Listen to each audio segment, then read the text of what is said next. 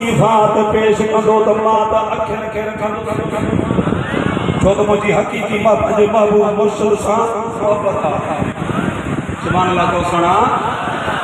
मुझे महबूब मुर्शिद करीम जा किताब मुअल्लिमुल फराइज़ फतावा कासिमिया पर्दाए औरत वगैरह वगैरह जेके भी किताब मुझे मुर्शिद करीम कुरान ऐं हदीस जे रोशनी में ये दलाइल जा अंपार लगाए लिखा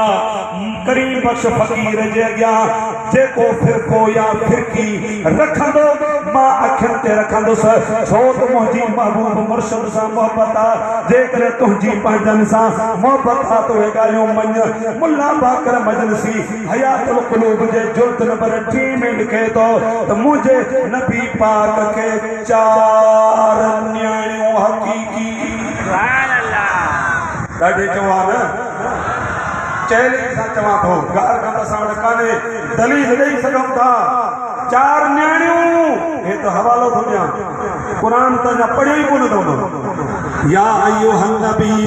कुल अज़वाजिका व बनातिका व निसाइल मुमिनीन ऐ महबूब ऐ मदीने वारा सोना गैबदान नबी चओ पंहिंजे पाक घर वारनि खे चओ पंहिंजे व बनातिका व बिनतिक कोन्हे व बनातिका महबूब चओ पंहिंजे धीअरुनि खे व निसाइल मुमिनीन ऐं चओ मोमिननि जे घर वारनि खे युदनीन अलैहिन मिन जलाबीबिहिन जॾहिं ॿाहिरि निकिरनि त पंहिंजा मुंहुं ढकी वरी ऐं महबूब आयत जो तर्जुमो चओ पंहिंजे घर वारनि खे चओ बनातिका ऐं महबूब चओ बनातिका बिनतिक कोन्हे वो बनातिका चओ पंहिंजे धीअरुनि खे ऐं वनसाइल मुमिनीन काइनात क़यामत ताईं मोमिननि जे औरतों खे वठी छॾनि युदनीन अलैहिन